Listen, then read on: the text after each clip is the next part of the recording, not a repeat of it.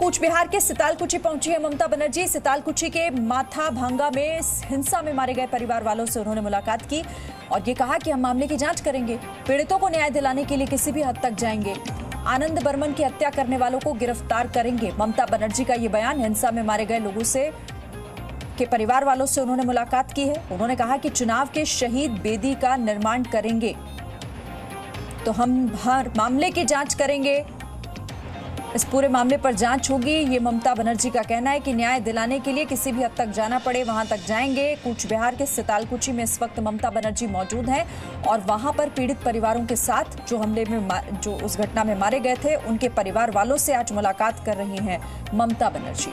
और इसी बीच बड़ी खबर यह है कि बीजेपी का आरोप है कि कूच बिहार में ममता के मंच पर बर्मन परिवार के नाना नानी को जबरन लाया गया। बीजेपी इस मामले की शिकायत पुलिस में करेगी। कूच बिहार में बीजेपी उनके नाना नानी के साथ प्रेस कॉन्फ्रेंस करने की तैयारी में है।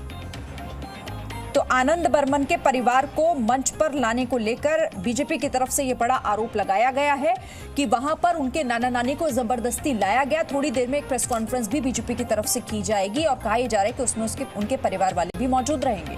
कूच बिहार हिंसा पर अब देखिए सियासत जोरों पर है। ममता बनर्जी कूच बिहार मामले को तूल देने पर तुली हुई हैं। कूच बिहार हिंसा मामले को सियासी हवा देने के लिए आज ममता बनर्जी कूच बिहार में हैं और ममता ने कल भी चुनाव आयोग के बैन के खिलाफ धरना दिया था। हालांकि ममता का धरना विवादों में रहा क्योंकि उन्होंने बिना इजाजत धरना दे दिया था। दीदी की सियासत यहीं पर नहीं रुकी। बंगाल में दीदी का मौत पर भी सियासी खेला इस वक्त चल रहा है। 11 अप्रैल को ममता बनर्जी ने पहले पीड़ित परिवार से वीडियो कॉल पर बात की थी, फिर काली पट्टी बांधकर काला दिवस मनाया और व्हील चेयर पर बैठकर मार्च भी निकाला।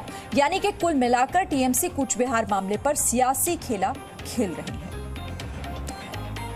और आगे बढ़ते हुए एक और बड़ी खबर आपको ये बता दें कि सीबीएसई बोर्ड परीक्षा पर प्रधानमंत्री नरेंद्र मोदी की बैठक होनी है। भारत सरकार के सूत्रों के हवाले से खबर मिल रही है कि थोड़ी देर में प्रधानमंत्री की ये बैठक शुरू हो जाएगी, जिसमें शिक्षा मंत्री के साथ वो बैठक करेंगे। बैठक में शिक्षा सचिव और कई अधिकारी भी मौजूद रहेंगे। सूत्रों से अहम जानकारी सीबीएसई बोर्ड परीक्षाओं को लेकर।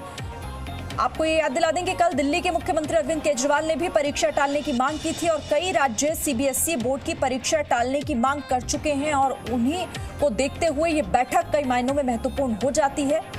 प्रधानमंत्री नरेंद्र मोदी थोड़ी ही देर में ये बैठक करेंगे। शिक्षा मंत्री और कई अधिकारियों के साथ ये बैठक होनी है, जिसमें सीबीएसई की परीक्षा को लेकर आखिर क्या विचार होगा, इस पर चर्चा की जा सकती है। शिक्षा सचिव भी इस बैठक में शामिल होंगे। हमें सूत्रों के हवाले से ये जानकारी मिल रही है। कई राज्यों के मुख्यमंत्री इस बात की मांग कर चुके हैं कि सीबीएसई बोर्ड की परीक्षा टाली जाए। कल अरविंद केजरीवाल ने भी एक प्रेस कॉन्फ्रेंस जब की तो उसमें उन्होंने कहा कि सीबीएसई की परीक्षाओं को टाला जाना जरूरी है, वरना जो केंद्र हैं जहां पर एग्जाम देने बच्चे पहुंचेंगे वो हॉटस्पॉट बन सकते हैं कोविड का। इसीलिए एहतियातन ये कदम उठाया जाना जरूरी है, इसकी मांग उन्होंने की थी। अब ये देखना होगा कि आज इस बैठक में क्या चर्चा होती है, क्या फैसला या फिर किस नतीजे पर पहुंचा जाता है, क्योंकि सीबीएसई बोर्ड परीक्षा पर थोड़ी ही देर में प्रधानमंत्री नरेंद्र मोदी बैठक करने जा रहे हैं। इस बैठक में शिक्षा मंत्री होंगे, शिक्षा सचिव भी होंगे और कई अधिकारी शामिल होंगे। तो आपको यहाँ पर देखिए ये भी समझना चाहिए कि दूसरे देशों में इस विषय को लेकर क्या स्थिति चल रही है। तो ब्रिटेन में अगर बात करें तो सभी हाई स्कूल और यूनिवर्सिटीज एंट्रेंस एग्जाम पर फिलहाल रोक लगा दी गई है। फ्रांस में जो छात्र हायर सेकेंडरी, सीनियर सेकेंडरी की श्रेणी में आते हैं उनकी बीएससी परीक्षा को रद्द कर दिया गया और ऐसा साल 1808 के बाद पहली बार हुआ है। ये परीक्षाएं फ्रांस के शासक नेपोलियन बोनापार्ट के कार्यकाल के दौरान शुरू हुई थी। इसके अलावा सऊदी अरेबिया, मैक्सिको, कुवैत और नॉर्वे में भी कोरोना वायरस की वजह से स्कूलों को बंद करने का फैसला लिया गया है और परीक्षाओं को भी टाल दिया गया। कुछ ऐसे देश भी हैं जहां पर परीक्षाएं ऑनलाइन करवाई जा रही है। इनमें ब्रिटेन भी शामिल है, जहां पर पहली बार छात्रों ने मेडिकल की परीक्षा ऑनलाइन दी। तो इन तमाम खबरों पर अपडेट आपको अब तक हम पहुंचाएंगे। फिलहाल आगे बढ़ते हैं, बात करते हैं कोरोना के कहर की।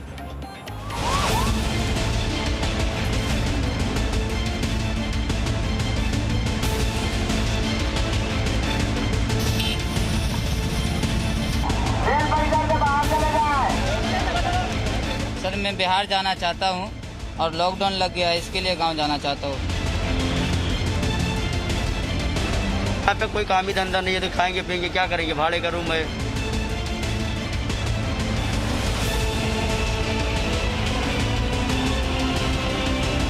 एक पूरा वातावरण क्रिएट कर सकते हैं टीका उत्सव का।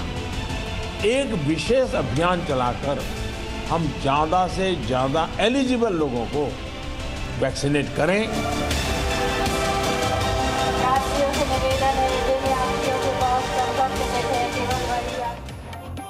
तो देश में कोरोना वायरस के मामले हर रोज नया रिकॉर्ड बना रहे हैं। स्वास्थ्य मंत्रालय के जारी किए गए आंकड़ों पर अगर नजर डालें तो उनके मुताबिक बीते 24 घंटों के आंकड़े आप देखिए, 1,84,372 नए मामले बीते 24 घंटे में देश भर में सामने आए हैं, जबकि देश में एक दिन में 1,027 लोगों की जान भी गई है। पिछले 5 महीनों में तो ये पहली बार मौतों का आंकड़ा है 1,000 के पार पहुंच गया है। नई मौतों के साथ ही अब तक कोरोना से जान गंवाने वालों का आंकड़ा बढ़कर 1,72,085 तक पहुंच गया है। तो देश का ये पूरे देश भर का कोरोना अपडेट इस वक्त आप देख रहे हैं। 24 घंटे में ये संख्या फिर से बढ़ गई है। 1,84,327 टोटल मामले हैं पूरे देश भर में। हालांकि 97,168 लोग ऐसे भी हैं जो स्वस्थ हुए हैं इलाज के बाद। तो देश में कोरोना की स्थिति कितनी गंभीर होती जा रही है, आप इन आंकड़ों को देखकर समझ सकते हैं कि किस तरह से यहाँ पर जो एक्टिव केस हैं वो भी लगातार बढ़ रहे हैं। मौत का आंकड़ा बढ़ रहा है। कुल मौत का आंकड़ा आप देखिए 1,72,000। तो देखिए वैक्सीनेशन भी अब बड़े स्तर पर चूंकि चलाई जा रही है, टीका उत्सव के तौर पर मनाया जा रहा है, तो ऐसे में ये अपने आप में महत्वपूर्ण हो जाता है कि आम लोगों को भी इसकी गंभीरता को समझना होगा कि किस तरह से ये वायरस खतरनाक है और होता जा रहा है, क्योंकि हम कहीं ना कहीं लापरवाहियां बरत रहे हैं और उसका नतीजा है कि जो संख्या है संक्रमण की वो तेजी से बढ़ रही है। और गुजरात से खबर यह है कि कोरोना से हर घंटे यहां पर 3 लोगों की मौत हो रही है। गुजरात में एक दिन में कोरोना से 67 लोगों की मौत हो गई है। गुजरात में कोरोना के अब तक के ये सबसे ज्यादा मामले, पिछले 24 घंटे में गुजरात में कोरोना के 6,690 मामले सामने आए हैं। तो गुजरात के ये मौजूदा ताजा आंकड़े हैं जो कि बता रहे हैं कि किस तरह से यहां भी हालात बिगड़ रहे हैं। कोरोना से हर घंटे 3 लोगों की मौत गुजरात में हो रही है। एक दिन में कोरोना से 67 लोगों की मौत गुजरात में, जो कि अपने आप में एक गंभीर विषय है। गुजरात में कोरोना के अब तक के सबसे ज्यादा केस हैं ये जो अभी सामने आए हैं। बीते 24 घंटों में 6,690 नए मामले गुजरात में सिर्फ सामने आ चुके हैं और अब तक के सबसे ज्यादा केसेस हैं ये जो बीते 24 घंटे के हम आपको बता रहे हैं। वहां पर भी लगातार कदम तो सरकार की तरफ से उठाए जा रहे हैं, लेकिन बावजूद इसके सभी किस तरह से नाकाफी हैं ये आंकड़े बता रहे हैं। एक दिन में 67 लोगों की मौत गुजरात में हुई है। अब तक के सबसे ज्यादा मामले ये डराने वाले, चौंकाने वाले और साथ ही सतर्क करने वाले ये आंकड़े हैं।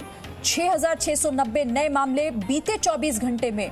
और अहमदाबाद में देखिए 2,282 नए केस सामने आए हैं। सूरत में 1,441 नए मामले 24 घंटे में। वडोदरा में 377 नए केस सामने आए हैं। राजकोट में ये आंकड़ा 616 का है। बीते 24 घंटे में नए मामले राजकोट में 616। तो देखिए हर शहर में किस तरह से स्थिति बिगड़ रही है। और आज इस लिहाज से ये महत्वपूर्ण हो जाता है कि मुख्यमंत्री योगी आदित्यनाथ ने देखिए खुद को आइसोलेट कर लिया है। और इसके अलावा अखिलेश यादव, उन्होंने खुद ये जानकारी दी कि वो भी कोरोना संक्रमित पाए गए हैं। महाराष्ट्र की स्थिति तो आप जानते ही हैं, 15 दिनों के लिए सख्ती और बढ़ा दी गई है, दायरा और बड़ा कर दिया गया है। प्रधानमंत्री इसीलिए आज एक अहम बैठक करने जा रहे हैं। आज राज्यपालों के साथ वो बैठक करेंगे, उपराष्ट्रपति भी उसमें शामिल होंगे।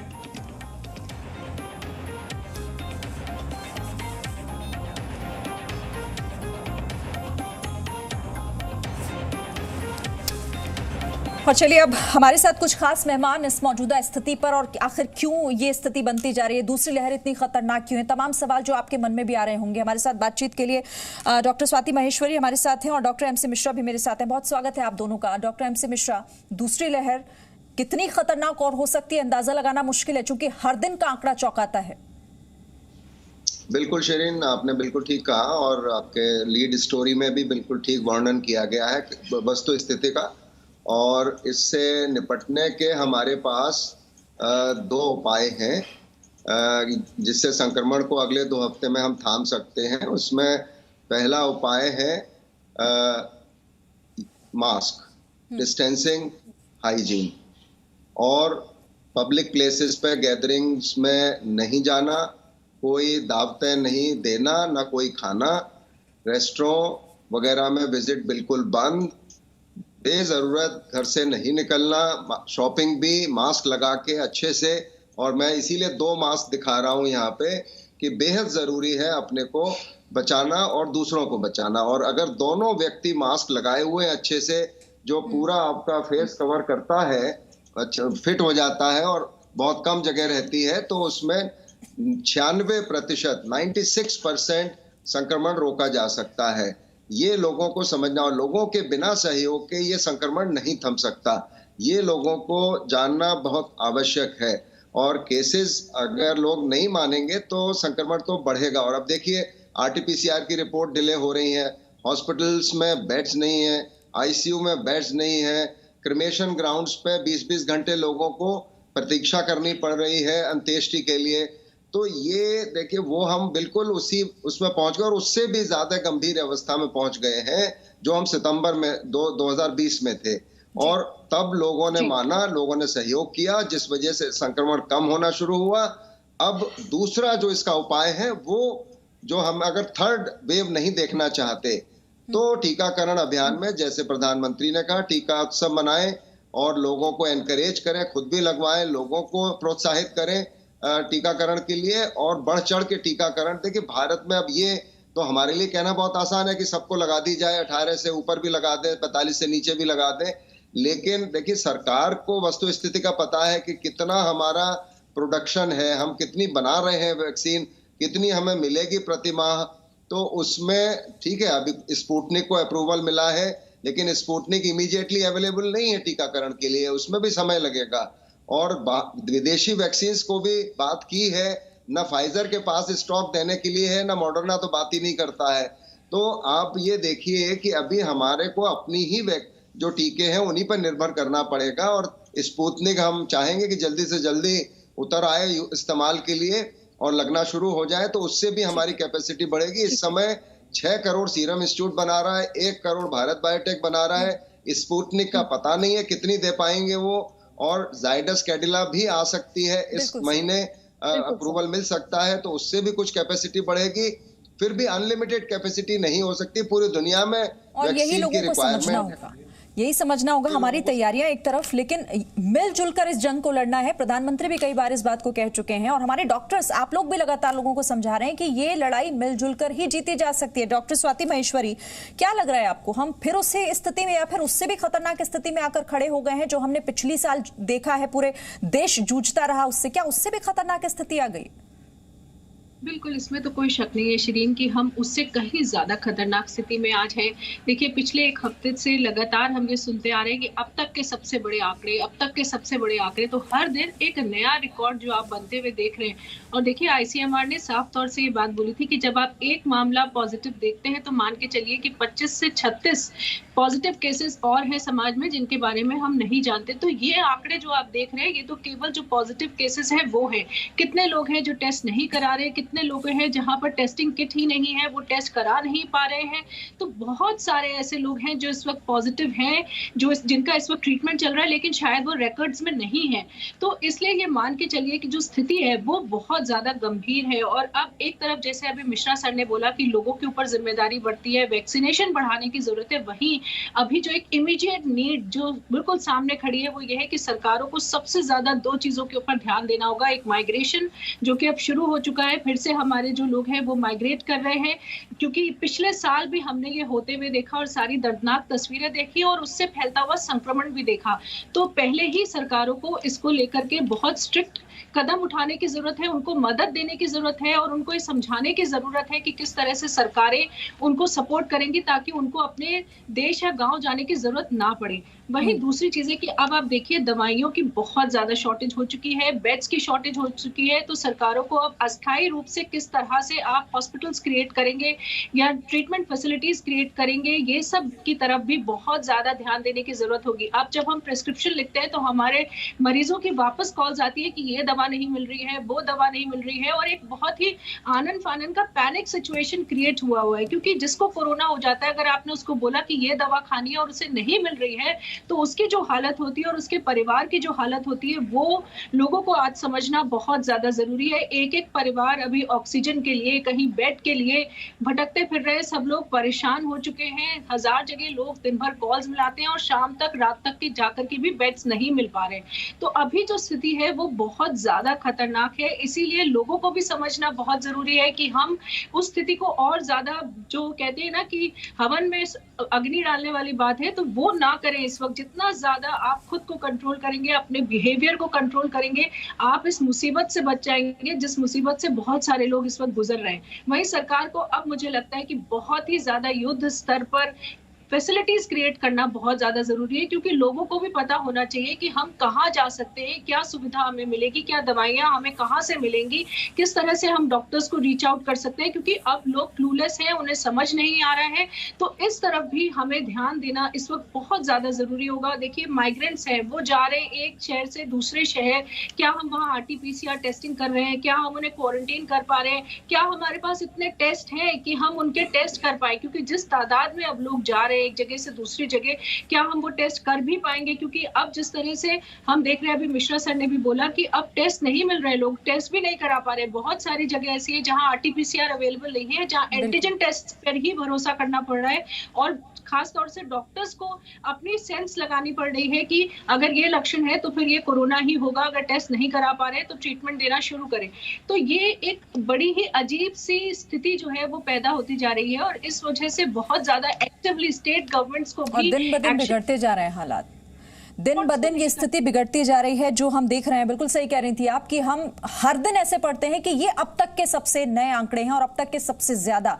अपने आप में ये सवाल उठाता है कि आखिर क्यों, कहां पर कमी रह रही है, या फिर क्यों लोग सहयोग नहीं कर रहे, उस तरीके से लोगों में जागरूकता नहीं आ पा रही है कि आंकड़े डराने वाले हर रोज आ रहे हैं। बहरहाल एक छोटा सा ब्रेक हम यहाँ पर ले रहे हैं, फौरन लौटेंगे और तमाम अपडेट्स ब्रेक के उस पर। Presenting B News app available on Google Play and App Store. Download it now.